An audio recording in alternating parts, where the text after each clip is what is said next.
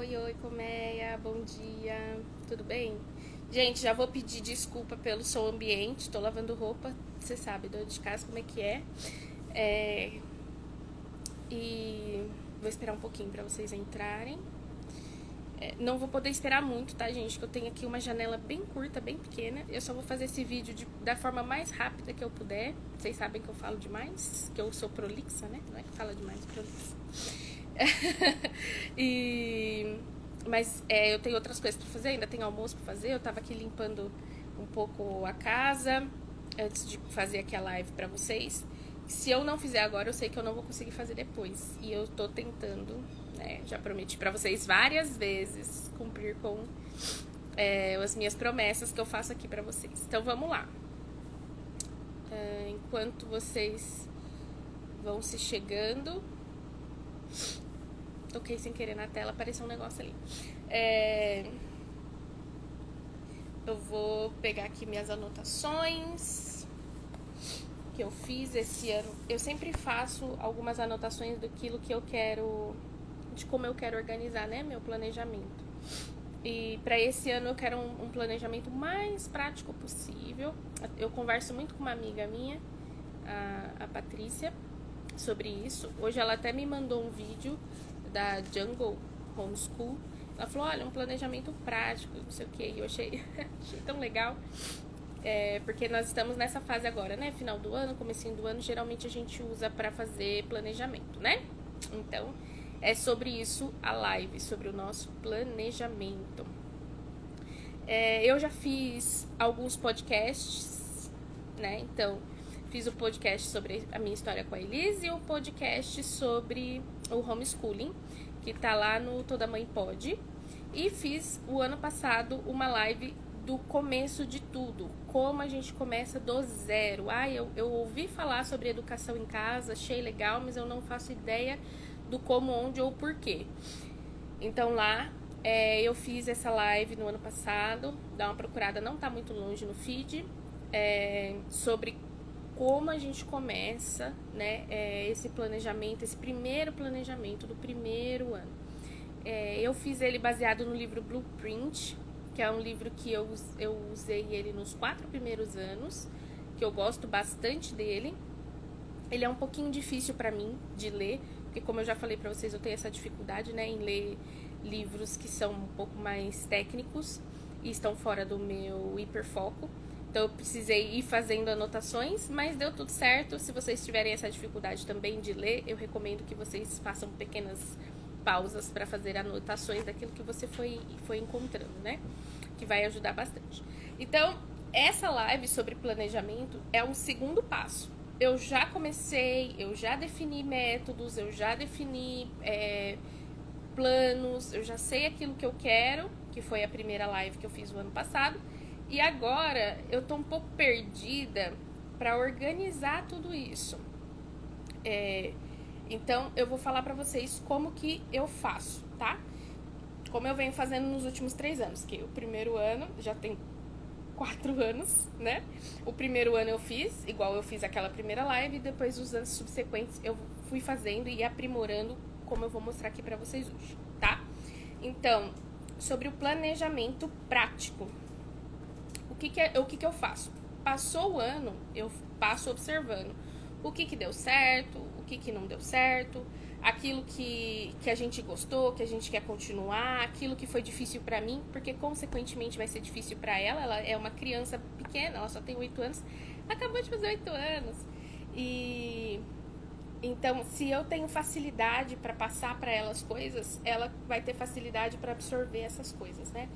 É assim que a gente funciona aqui na minha casa, não sei como que é para vocês. Então, eu observo se teve algum material que deu certo, se não teve, se teve algum lançamento durante o ano, alguma novidade, algum livro, alguma apostila que me interessou, eu já deixo registrado, para que quando chegar no final do ano eu tenha tudo isso já para filtrar, né, o que vai fazer no ano seguinte, né?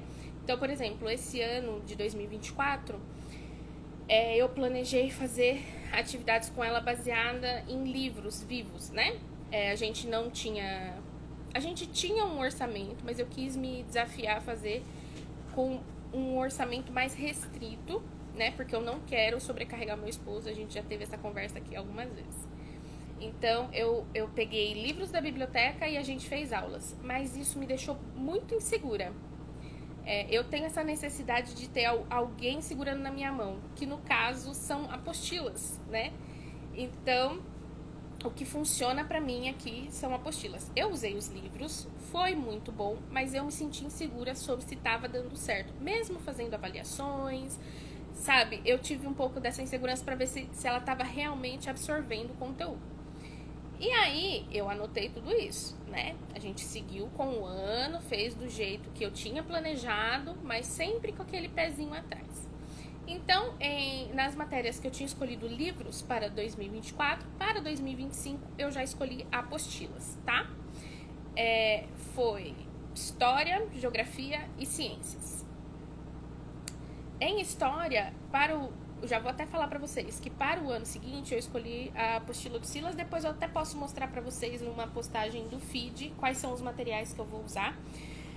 Mas quando eu peguei as apostilas de História, eu percebi que os primeiros conteúdos todos já foram abordados com a Elisa. A gente só vai fazer uma revisão para eu ter certeza de que ela conseguiu aprender e memorizar esses fatos. Mas aí eu me senti um pouco mais confiante, percebi que, na verdade, apesar de estar seguindo livros e não apostilas, eu estava indo muito bem. Então, às vezes, falta só um pouco de confiança, né, pra gente. Que mais? Quando eu vou começar o meu planejamento, eu também defino quais são os materiais didáticos que eu vou usar, né? Então, como eu falei pra vocês, eu percebi já durante o ano que usar livros vivos me deixava insegura, apesar de ver um resultado positivo. Então, eu já planejei comprar apostilas para o próximo ano, né? A gente não vai precisar voltar, a gente não vai precisar refazer nada. A gente vai seguir de onde a gente parou, porém, agora com um direcionamento um pouco mais concreto, né? Tudo isso baseado na observação que a gente faz durante o ano. Então, eu verifico qual material preciso comprar, qual que eu tenho, vou lembrando, vou pegando das minhas anotações aquilo que eu vi durante o ano que era gratuito, que eu já deixei salvo, vou encontrar onde que está salvo, qual que eu preciso baixar, qual que eu preciso imprimir, e já deixo isso registrado também, né? E lembrar sempre, como eu já falei na outra live, vou repetir aqui nessa. O planejamento, ele é feito para segurar na nossa mão nos dias de tempestade. Mas não quer dizer que ele tem que ser rígido, tá, gente? No meio do caminho, muitas coisas podem mudar. Que nem no ano de 2023, eu comprei uma apostila de matemática. Eu já falei, cansei já de falar sobre esse assunto aqui. Não vou nem falar o nome do professor porque não compensa. Comprei um livro de matemática de um professor super reconhecido, que muita gente fala dele, que ele é basicamente a referência de homeschooling, de matemática, para as famílias educadoras. E eu já vinha utilizando o material dele de outros anos, né? E quando chegou no primeiro ano, empacou, não deu certo. E o que eu precisei fazer? Precisei pegar o material dele, ver o que ela ia aprender e repassar com outros métodos para o caderno à mão, para ela ir fazendo. E aí sim deslanchou. Então a gente usou o conteúdo da apostila, só que com uma outra abordagem para ela desenvolver. O que não é bom? Não é bom porque eu compro a apostila justamente para não ter esse trabalho. Eu preciso dessa praticidade de abrir e seguir, né? E não tive com essa apostila. E também o gasto, né? Gasto com a apostila, que esse material não foi de graça, gasto para encadernar, gasto com folha, gasto com tinta. Então, assim, foi frustrante para mim com relação ao monetário, mas também foi muito mais frustrante de ver que não tinha dado certo com ela e que ela ficava frustrada, irritada e perdeu o gosto por estudar. E não é isso que a gente quer, né? Então, lembrar que o planejamento, ele é para nos ajudar nos dias de desespero, nos dias que você pensa, meu Deus, vou pegar uma van e vou botar essa criança dentro. E aí você bota sua cabeça no lugar e fala, não, eu tenho metas, eu tenho objetivos, eu vou conseguir, tá? Mas não precisa ser rígido, não precisa ser uma rédea curta. Que mais? Em seguida, depois que eu vejo qual material didático que eu vou precisar, então eu vejo qual vai ser o material escolar, né? Se tá faltando lápis de escrever, se eu comprei um material novo de artes que vai precisar de determinado papel, de determinada tinta, se tá faltando tinta para impressora, se tá faltando papel sulfite para imprimir, se os cadernos estão ok para o próximo ano, se eu vou precisar comprar novos cadernos, se o uniforme escolar tá precisando ser trocado. Vocês viram aqui que ontem eu bordei o uniforme da Elis. Já tem 2 anos que eu tô querendo esse uniforme. Pra 2025 vai rolar, tô muito feliz. Então eu faço lista de tudo isso. Tá precisando de borracha, de caneta, de tinta para impressora, tudo. Vou fazendo a lista, baseado nos materiais que eu já escolhi, no quanto eu vou ter que imprimir, no quanto eu vou ter que encadernar, no quanto que a gente vai usar em aula, tá?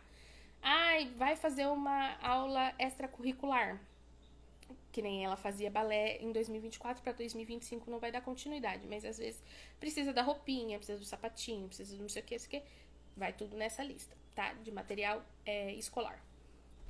Em seguida, eu abro as apostilas e que eu já tinha visto, né, anteriormente, quando eu decidi pelo material, eu já vejo por cima mais ou menos como vai ser, mas em seguida eu vejo ela aprofundado, né? Eu vou nos índices, vejo as orientações de aplicação, se tiver, que a maioria das apostilas tem indicação de quantas vezes por semana. Então, por exemplo, ciências e história esse ano vai ter. Geografia não veio com essa indicação, então eu coloquei uma vez na semana. Mas ciências e história tem. E, na verdade, a segunda apostila de ciências do segundo semestre tem, a do primeiro semestre não tem, mas como eu vou fazer uma coisa só, né, pro ano todo, eu já defini que ciências vai ser, independente de qual apostila do primeiro semestre ou do segundo semestre, a gente vai ter o mesmo número de aulas, tá? Então, baseado no que vem no material ou naquilo que eu acho que vai ser necessário para estudar aquele material no tempo proposto, então eu defino quantas aulas ela vai ter na semana. Por exemplo, matemática, que é a apostila que eu uso em inglês, do The Good and Beautiful, ele fala que a gente pode dar de 3 a 5 aulas por semana, porque aquele currículo é para 6 meses. Aliás, é para o ano, né? Se você aplicar em 5 vezes na semana, você termina ele um pouco antes de um ano. Se você aplicar ele 3 vezes na semana, você termina ele em um ano. Eu gosto de dar matemática para eles todos os dias, porque é a espinha dorsal da nossa educação domiciliar, português e matemática, né? Que esse ano português não é só português está como linguagem, que é uma outra coisa que eu preciso falar para vocês, que eu precisei organizar como linguagens, porque eu percebi que eu tava ficando muito perdida estabelecendo só português, tá? Mas daqui a pouco.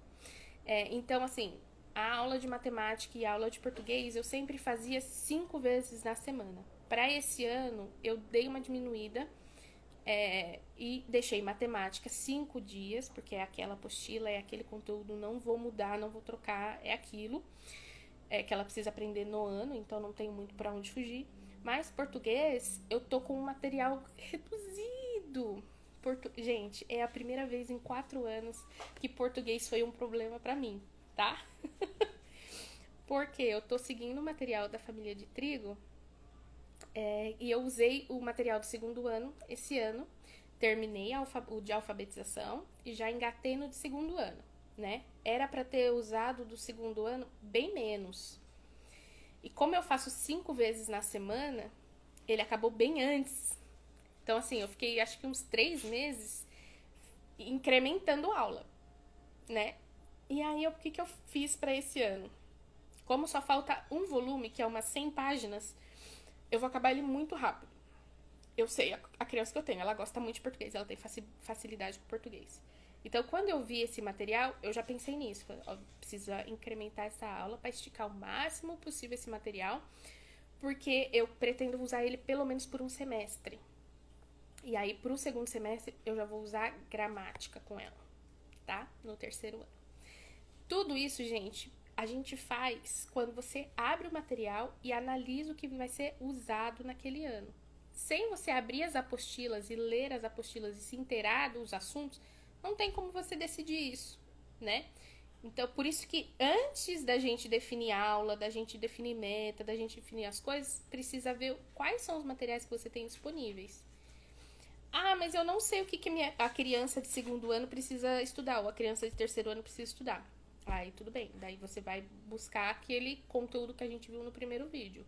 Qual é o método que você está aplicando com essa criança, quais são os seus objetivos, o que você quer que ela aprenda e o que é necessário que ela aprenda. Então, por exemplo, aqui eu comecei com uma mistura, era um ensino eclético, né? Uma mistura de métodos que serviu muito para a fase inicial da Elis, né? Uma coisa assim mais orgânica, mais livre. Mais livre não, mais flexível, né? Então, quando ela estava na fase de alfabetização, ali no prézinho, no jardim, era fácil a gente usar um pouquinho de cada método para facilitar o aprendizado dela. Agora, eu percebi que ela precisa de uma coisa mais estruturada, então nós estamos usando o método tradicional. Débora, que coisa sem graça, mas e a Charlotte Mason? Nananana. Ela precisa dessa estrutura, eu preciso dessa estrutura, ela aprende melhor assim. E você vai fazer isso com o seu filho. Qual é a estrutura que melhor cabe na sua família? O que dá mais certo com a sua família, tá? Então, eu vou mostrar aqui pra vocês rapidinho o que eu fiz pra decidir qual que eram os materiais que eu ia comprar ou que eu ia imprimir. Eu abri a BNCC, tá? Gente, a BNCC é uma vontade que dá da gente chorar em posição fetal, né? Mas não vou falar disso agora. Segue o bonde. Abri a BNCC e vi o que faltava para ela adquirir do segundo ano e o que ela precisava adquirir do terceiro ano. Do segundo ano não faltou nada de ortografia, de fonética, quase nada. Ela precisou mais de... Tudo bem, filha? Ela precisou mais de praticar a fluência da leitura. O que aconteceu? Eu usei muito a apostila, e na apostila tem, claro, treino de leitura e de fluência, só que precisa ser complementado. E eu não complementei, porque embalada na rotina era prático pegar a apostila e usar. Por isso que esse ano, estou voltando no assunto, ó, a cabeça tá funcionando. Por isso que esse ano eu defini como linguagens e não português. Porque se eu coloco no meu planejamento português, automaticamente meu cérebro entende a apostila de português, né? Então, quando eu coloco linguagens, eu sei que eu preciso destrinchar toda essa questão das linguagens. O que ela vai ver em linguagens? Ela vai precisar fazer treino de caligrafia, treino de fluência, a apostila com ortografia, vai fazer inglês, vai fazer libras e artes também, tá? Então, tudo isso em linguagens. E aí eu peguei a BNCC, vi o que ela precisava de cada coisa. Português e matemática é um calhamaço de coisa. Tem muita coisa redundante, muita coisa que você pensa assim, acho que não preciso de mostrar isso agora, ou talvez eu não precise ir com tanta sede ao pote, talvez eu consiga focar mais em uma parte do que na outra. Isso aí cada um vai fazer de um jeito, tá? Cada um vai decidir o que é melhor pro próprio filho. Eu simplesmente peguei o que diz na BNCC, que eu recomendo, que apesar dela ser frustrante, eu recomendo que todo mundo faça. Porque se um dia você precisar comprovar que seu filho está dentro daquilo exigido no ECA, pelo menos as competências da série dele ele já vai saber. Ah, mas o meu filho está adiantado. Tudo bem, mas ele tem a base, né? Porque isso pode servir de argumento contra vocês no futuro. Então, quem se prepara, né, tem aí uma vantagem. Então, eu não quero ensinar só o que tem na BNCC, porque tem algumas matérias que é muito pouco, que nem eu vou mostrar aqui pra vocês. Ciências, geografia e história e estudo religioso é uma parcelinha muito pequena, porque nos anos iniciais a base mesmo é português e matemática. Então, o que eu fiz? Eu peguei aquilo que estava na BNCC de base para ela, dessas matérias, e fui colocando coisas extras que eu sei que ela vai fazer bem para ela agora, que eu sei que ela tem condições de aprender, tá? E aí, depois que eu fiz as metas para o ano baseado na BNCC e no desenvolvimento pessoal da minha filha, porque além daquilo que ela vai aprender de componente curricular, ela também precisa se desenvolver como ser humano, certo? Então, tem algumas coisas ali, que nem criança muito pequena. Quando a Elis tinha 4 anos, ela não falava a letra, o som do R vibrado, né? O R brando. O brrr, arara, ela não falava, ela falava arala. né? Ou ela pulava o som. Por exemplo, prato, ela falava pato. Então, além de eu ensinar para ela as vogais, além de eu ensinar para ela as consoantes, além de eu ensinar para ela direção, como que fala? Lateralidade, eu também ensinava para ela, fazia treinos com ela, fonológicos, né? Para ela adquirir esse R brando. Ah, minha criança já tem 6 anos e não sabe amarrar o tênis. Então, você vai trabalhar essa habilidade de coordenação motora com essa criança. É para além daquilo que está na BNCC, tá? Tudo isso vai em visão geral e metas para o ano. E eu separo por matérias. Vou mostrar aqui para vocês rapidinho. Ó, não reparem a letra, tá, gente? Que isso aqui é a letra de uma pessoa que quase não escreve. Aqui, a visão geral, eu coloco a disciplina e o conteúdo. Então, essa parte aqui é só para linguagens, português, libras e inglês, tá? Tá tudo aqui. A maior parte é de português, mas tem algumas coisas de libras e de inglês aqui no meio também. Aqui já coloquei matemática. Olha o tantão de coisas que ela precisa ver. Ela precisa terminar a apostila do 2º ano e em seguida ela vai começar do 3º ano. E a apostila do 3º ano tem que estar com todos esses conteúdos. Por que só isso daqui para o 3º ano? Porque muitas das coisas do 3º ano é aprofundar o do 2º, tá? Então, tudo isso aqui que falta para ela terminar do 2º ano, ela vai rever aqui no 3º e esse daqui é para além disso daqui, tá? Então, é esse mais esse. Aqui eu coloquei um pouco de ciências, geografia, história, ensino religioso e treino cognitivo com artes. Baseado nisso, que eu fui separar quantas aulas por semana que ela vai ter, tá? Então, eu separei aqui o que ela ia fazer de cada matéria, tá bom? Antes de eu ir para a grade curricular, peguei uma folha, 2 na verdade, que aqui tem os horários, tá? Coloquei tudo que ela ia estudar, baseado já no qual que era a indicação das apostilas, qual que eram as metas para o ano, qual que era, né, todas os conteúdos que ela precisaria aprender. Ó, linguagens aqui, português, inglês, leitura, caligrafia, libras, memorização, matemática, um pouquinho de aritmética, ciências, história, geografia, artes, treino cognitivo, ensino religioso e educação física. Ela vai ter todas essas matérias, tá? E aí eu defini aqueles que tem já na apostila quantas vezes vai estudar, eu já decidi aqui, ó. Então, português na apostila são 3 aulas, o inglês são 2 aulas por semana, leitura são 5 vezes na semana, porque ela tá precisando praticar, né, para ter fluência. E essa leitura é leitura individual dela, tá? Ela vai escolher o livro e ela vai ler. A leitura que eu faço em voz alta, leitura em família, não entra nesse planejamento aqui. Isso daqui é só as da Elis. A caligrafia ela vai fazer 1 vez na semana, libras 4 vezes, memorização 2 vezes. Aí a aula de matemática são 5 vezes, porque, né, como eu já disse, é a espinha dorsal. As ciências eu já coloquei o que ela vai fazer, né, que é um material, 2 aulas por semana. História, eu tinha colocado uma aula, mas depois que eu terminei, eu lembrei que não era uma aula, são 3 por semana. Então, eu já vou até arrumar aqui, embora ele já esteja lá no outro, só para eu não me esquecer. São 3 aulas por semana. O de geografia vai ser 1 aula por semana, tá? Porque não pede lá na apostila especificamente, e o que coube no meu planejamento foi 1 aula. Sempre foi, né? Todos os anos é sempre 1 vez na semana. Artes, eu juntei artes com o treino cognitivo e coloquei um pouco também em história, porque em história na apostila tem apreciação artística, tá? Então, ela não vai ter explicitamente esse daqui, 2 aulas na semana, ela não vai ter mais. Eu separei, coloquei um pouco aqui em história e um pouco aqui no treino cognitivo, tá? Aqui. No treino cognitivo. Que mais? Aqui, o treino cognitivo. O que é? Deixa eu voltar aqui para vocês. Lembra que eu falei que a Elis teve um bom desempenho na prova, no simulado de Olimpíada de Português.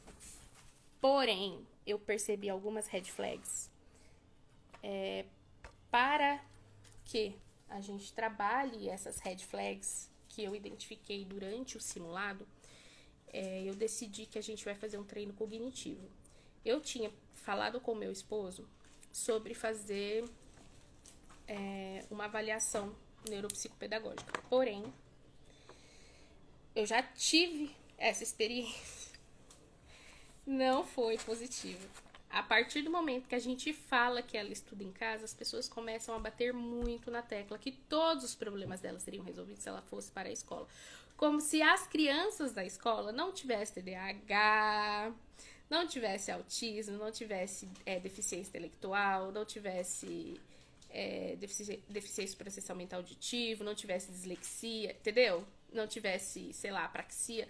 Enfim, como se a escola fosse realmente o santo graal e resolvesse todos os problemas, quando na verdade a gente sabe que não, que essas condições estão para além da escola, da situação de socialização. Então, pensando em não sermos novamente mal avaliados por causa da nossa situação de homeschooling, eu decidi esperar. Vou fazer isso, esse treino cognitivo, que pode ser só uma necessidade dela de um reforço ali no cognitivo dela mesma. E em seguida, se eu ver que não está funcionando, eu tenho um prazo, tá, gente? Tenho um prazo bem estabelecido para isso. Se até o fim do primeiro semestre do ano que vem não resolver essas red flags, daí a gente vai procurar uma ajuda mais especializada de um neuropediatra, mas isso é mais pra frente, tá? Porque o nosso papel é ajudar a nossa filha. Assim como se ela estivesse na escola, nós faríamos isso também, tá? Se aparecessem essas red flags e ela estivesse na escola, nós também buscaríamos ajuda, tá bom? Porque esse é o papel dos pais. Ajudarem os filhos a encontrarem o potencial deles. Então, essa live que já tá durando até demais, eu tenho quase meia hora, é pra mostrar isso pra vocês, tá? Que tem... Meu Deus, que passação! É a última passação. É a última. Pra mostrar isso pra vocês, tá? Como que eu faço. Então, vamos revisar aqui o que eu falei até agora. Observo o que funcionou e o que não funcionou no ano anterior. Faço anotações, principalmente de materiais que eu acho que serão interessantes de uso para o próximo ano. Verifico qual material desses que eu vou precisar comprar, qual que vou precisar pedir emprestado, qual que eu já tenho, qual que tá de graça, qual que não tá. Faço um planejamento também desse orçamento, baseado no que eu vou precisar adquirir. Faço a lista de materiais escolares, tá? Pra saber se vejo aqui na minha casa se já tem, se tá faltando alguma coisa de uniforme, de lápis, de borracha, de caneta, de tinta, etc. Que é o que tem em escola também, né? No comecinho do ano, todo mundo tem essa lista de material. E defino, depois de observar os materiais didáticos, quantas aulas por semana eu vou dar com aquele material didático, né? Ah, Débora, mas você observa a BNCC depois que você já escolheu o material didático? Sim, porque eu já tenho o que ela precisa aprender, porque eu já sei o que ela precisa aprender no terceiro ano, então eu já vou buscar aquilo que eu sei que tem aquele conteúdo. Se eu percebo que na BNCC tem coisa a menos, que nem, por exemplo, em ciências, eu mostrei pra vocês, ciências era a produção de som, efeito de luz e nos materiais, saúde auditiva e visual. E só. E só, gente, de verdade, era isso. E aí, o que eu fiz? Além dessa matéria, eu fui atrás de uma outra de taxonomia, tá? Pra ela aprofundar um pouco os animais. Então, ela vai ver características e desenvolvimento dos animais, da terra, observação do céu e usos do solo também. Que já era para quarto ano, mas como é pouquinho conteúdo para terceiro, eu já embuti, tá bom? E assim por diante, tá? Isso vocês vão fazer para tudo. Então, eu não sei o que vai precisar no próximo ano. Então, você olha a BNCC antes de você procurar os materiais, tá bom? Para você já ir de forma assertiva, né? Lembrar de, como dizia o apóstolo Paulo, a gente observa para onde você vai golpear para não golpear o ar, tá bom? Então você tem que estar certo daquilo que você vai fazer.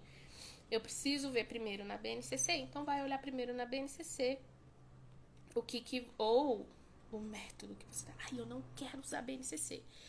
Se você usa o Classical Conversation, Educação Clássica, o Charlotte Mason, todos esses métodos já têm a grade curricular das séries. No método tradicional não tem, por isso que eu uso a BNCC, tá bom? Deixa eu ver o que mais. Defino quantas aulas por semana. Não deixar tudo ocupado. Para esse ano, gente, ó, vou mostrar para vocês aqui. Eu planejei as semanas letivas, tá?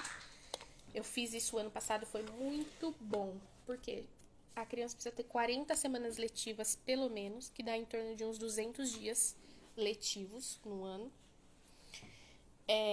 Isso tá na lei, tá? É obrigatório, tá na BNCC, tá no ECA, tá em todos os lugares que você precisar. Pesquisa aí no Google qual é a obrigação mínima de dias letivos, que você vai encontrar aí. São 200 dias letivos, que foi um pouco revogado durante a pandemia, mas não estamos mais em pandemia. Então, voltou. São 40 semanas. E aí, eu separei as semanas letivas e coloquei uma semana de pausa. Porque eu sempre tive em mente que eu precisava dessa semana de pausa, porém, eu não colocava ela no meu planejamento. E a pessoa com TDAH, ela esquece, tá? A pessoa com TDAH. E aí, tanto que nesse ano eu fiz umas adaptações com relação a isso. Eu decidi que eu ia anotar tudo, até a hora do recreio da Elisa. Eu comecei o ano sem anotar e eu percebia que dava 10 horas da manhã e a menina não tinha tomado café da manhã ainda. E aí atrapalhou o almoço.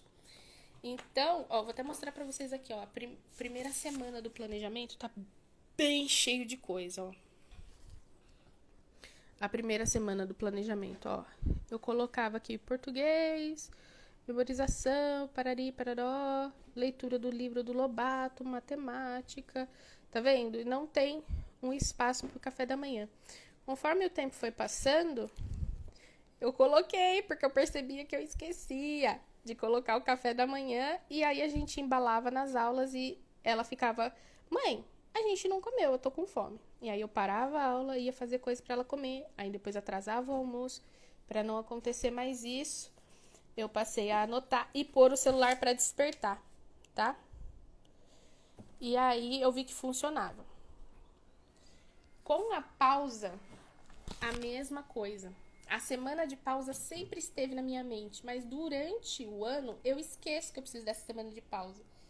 E aí ficava tudo meio atropelado. Se a criança ficava doente, eu precisava dar uma folga, ou eu ficava doente, ou a gente tinha algum passeio, ou o pai tirou férias, que nem aconteceu esse ano, fora do planejado. Essa semana dá um respiro pra gente, tá? Preciso levar no médico, preciso resolver alguma questão, essa semana dá um respiro. Mas essa semana já conta como semana de letiva? Conta. Por quê? Porque não é todas as vezes que eu vou... Não é todos os dias da semana que eu vou precisar sair, por exemplo. Né? Não são todas as semanas de pausa que vai ser pausa realmente. Às vezes eu só preciso reorganizar e reagrupar, tá? Às vezes vai ter aula, às vezes não vai ter. Já tá contado nos dias letivos. Combinado? Para o dia, para a rotina diária, né, o planejamento diário, também é importante deixar pausas, tá? Não coloque funções em todos os 30 minutos do dia. Não coloque, não faça isso. Você precisa contar com deslocamento, você precisa contar com um dia que uma atividade terminou antes, um dia que a atividade demorou um pouco mais. A Elisa agora no final do ano, ela tem coral à noite. E o coral, ele... Quando tá perto de alguma apresentação, a professora estende meia hora do horário. Ela faz... a aula padrão é 50 minutos, tá? Balé, jazz, tudo, inglês, tudo 50 minutos. Ela é a única que faz 1 hora. Quando chega perto de apresentação, ela faz 1 hora e meia. Então, assim, se eu fosse ocupar a minha agenda a cada períodozinho de 30 minutos, eu já ia me embananar aí. Então, eu preciso de uma folga, tá? Às vezes, durante esse ano, a gente fazia aulas na biblioteca. Às vezes, a gente voltava para casa. Se eu ocupasse a cada 30 minutos, eu já ia perder 20 minutos aí nesse transporte no dia que eu resolvi voltar para casa, né? Outra coisa, não se prendam naquilo que eu tô mostrando, porque o meu é só um exemplo. Eu preciso dar aulas para Elis durante a manhã, porque a atenção dela é melhor durante a manhã. A gente rende melhor em casa durante a manhã. É o período mais calmo no meu condomínio, é durante a manhã. Então, silêncio. A maioria das crianças da idade dela estão na escola pela manhã. Então, também é uma segurança para mim que ela não esteja brincando, não esteja fazendo outras coisas, que as pessoas vejam ela durante o período que todas as outras estão na escola. Ah, mas por que só ela que não tá na escola nesse período? Se na faixa etária dela era pra estar. Porque a minha cidade é pequena, todas as crianças dessa faixa etária estão impreterivelmente estudando nesse horário, né? Ai, se a sua cidade é grande, não tem gente fuxicando e etc e tal, você pode escolher entre o período da manhã ou da tarde, porque outras famílias também fizeram isso, tudo bem. Se não é um caso para você, tudo bem, mas é um caso para nós. Eu tenho uma amiga, por exemplo, a Paty, que eu já até falei aqui sobre ela, que ela falou, olha, de manhã eu não consigo dar aula para eles, de manhã para mim é muito corrido. Ela vai dar aula para eles à tarde, porque na rotina dela a tarde é melhor. Foca nisso, tá, pessoal? Foca nisso, no que dá certo para você. Não se baseia naquilo que dá certo para os outros. Segue só o fio da meada, que é como você fazer esse planejamento, tá? E fazer o registro. Como vocês viram, eu tenho um caderno, porque eu já tentei com planners, não deu certo. Ano passado eu fiz um planner para o registro fotográfico. Deu bom, tá? Eu usei ele, chutei o balde algumas vezes, tive que ir lá recolher, porque eu não me dou bem com planners. Mas o caderno deu bem certo. Esse ano agora, eu tô querendo usar um aplicativo. Não vou nem indicar ele aqui pra vocês, não vou falar o nome, porque eu vou testar, vou ver se eu consigo. Eu tenho muita dificuldade, muita, e eu assumo as minhas dificuldades. Pra mim, o que funcionou até agora foi o caderno. Eu tenho uma filha só, então pra mim, ó, o caderno, eu fiz aqui as divisórias dos meses, né? Fiz as anotações do jeito que eu precisava, né? E aí, chega no final do ano, eu consigo passar esse registro aliás, não passo esse registro, não. Eu faço um registro baseado nisso daqui, naquilo que eu observei, e o registro, o relatório, eu registro junto com os materiais que ela estudou. Então, tem uma caixa, eu coloco todas as apostilas finalizadas e o relatório junto. As apostilas, as avaliações, tudo. Coloco junto. Ano passado eu consegui um relatório da professora de inglês, tá?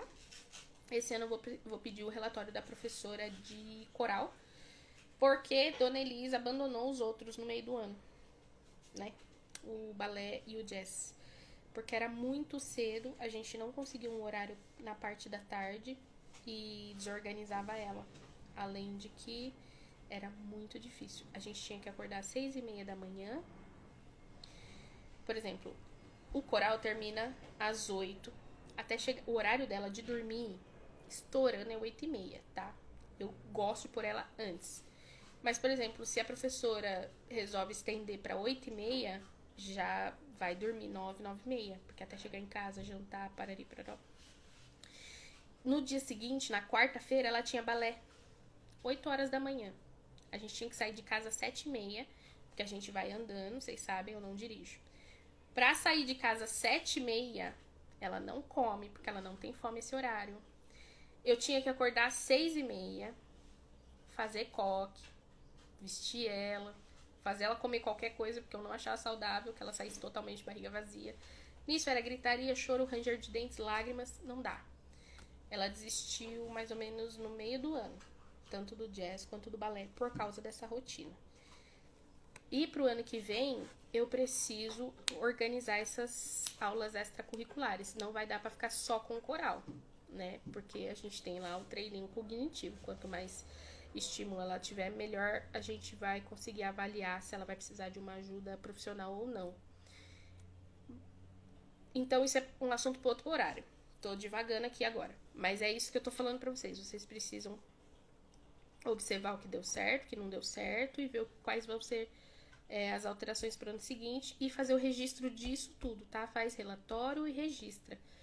Pro ano que vem eu pretendo usar o caderno, E talvez vou tentar usar um aplicativo para ver se dá certo. Um aplicativo de uso ali do momento. Tá fazendo e eu tô anotando. Não sei se eu vou conseguir. Eu já percebi que talvez seja um desafio muito grande, mas eu estou disposta a enfrentar esse desafio. E é isso. Qual que é o desafio que vocês estão dispostos a enfrentar? Porque no fim das contas é sempre isso, né? A nossa vida é um eterno fazer escolhas. Deixa eu pegar aqui o caderno que eu vou usar pro ano que vem. Não tô fazendo propaganda, tá? É só um caderno genérico. Então, vou mostrar aqui de novo pra vocês, ó. O planejamento das semanas letivas, pausas para se organizar, avaliações, tá? As datas importantes aqui de assembleia, de congresso, de reunião especial. O término, as férias. Aqui eu vou dar férias de 30 dias, né? Final de junho até agosto. Quantas semanas letivas? Essas 2 semanas letivas aqui, depois do fim do quarto bimestre, é uma gordurinha, tá? Caso aconteça qualquer perrengue aqui que esteja fora da minha semana de pausa, eu tenho essas 2 aqui. Ai, não consegui dar aula pra ela por 2 semanas. Eu tenho 2 semanas extras aqui, tá bom? Os recessos, o início, que dia que a gente vai começar e que dia que a gente vai terminar, tá? Aqui as metas para o ano, tudo que eu vou precisar ensinar para ela em português, em matemática, em história, ciência, geografia, ensino religioso, treino cognitivo. Não tem educação física aqui? Não tem. Eu preciso de uma solução para a educação física que eu ainda não encontrei. Estou aceitando sugestões. E aqui no planejamento anual, que vai ser o começo de cada mês, tá? Então, o mês de janeiro vai ser isso daqui tudo que ela vai ver, todas as matérias, né? Vamos fazer um pouquinho de revisão no caderno, de português, se concentrar na leitura. Em matemática, vamos fazer um pouquinho do que viu no... Essas são as primeiras semanas, tá? Não vai ser tudo, o mês inteiro, revisão do caderno. Ela vai usar a apostila. Libras, vamos revisar um pouquinho. E depois vamos começar as apostilas que eu estou produzindo. Em inglês, vamos revisar um pouquinho e fazer a apostila que eu produzi. Ciências, vamos já começar direto na apostila. Não tem revisão para fazer porque a gente viu os dias criativos nos últimos 3 anos, tá? Então não tem mais o que revisar, a gente vai adiante. Geografia também não tem o que revisar. História, a gente vai fazer o capítulo 1 e 2, também não tem o que revisar. E o ensino religioso vai seguir as lições de história e mais aqui, que eu coloquei adoração em família, preparar reunião, pregação, texto diário, tá? E o treino cognitivo, a gente vai fazer o bordado, o jogo das palavras, o jogo da memória e o treino físico que ela precisa fazer, tá? E aí, ó, aqui é o mês, o meu planejamento do mês. Semana a semana, tudo o que eu vou dar para ela, tá bom? E é isso. Eu gosto de fazer assim, porque quando eu escrevo à mão, é uma coisa boa para quem tem TDAH. A gente fixa melhor as coisas quando a gente escreve. Tá? Não sei se funciona isso pra todo mundo. Aliás, eu acho que não funciona, porque a Elis, por exemplo, não dá certo escrevendo. Ela funciona melhor escutando. E então eu escrevo tudo. Eu tentei fazer no computador, não deu certo. Não consegui me adaptar. Escrever é o melhor método pra mim. Você encontra aí o melhor método pra você. E eu consigo visualizar melhor a dinâmica, né? E identificar melhor os pontos que eu preciso fortalecer, aqueles pontos que eu preciso pegar mais leve, tá? É isso que eu tinha pra falar pra vocês sobre planejamento. 40 minutos já, ó. Espero que tenha ajudado vocês. É o mais prático que eu consegui ser. Com esses tópicos, poucos tópicos, né? Pra quem já tá com o bonde andando, tá? Pra quem tá começando, vai lá na outra live que eu fiz no ano passado. Pra definir método, pra definir tipo de estudo e enfim, tá bom? Obrigada a todo mundo que entrou. Natália, a Júlia, a Isabela, a Joyce, todo mundo que entrou aqui, muito obrigada. Espero que tenha ajudado vocês. Se ficou alguma dúvida, eu vou deixar a caixinha no story, tá bom? Deixa eu ir que eu tenho que dar almoço pra minha criança. Tchau, gente!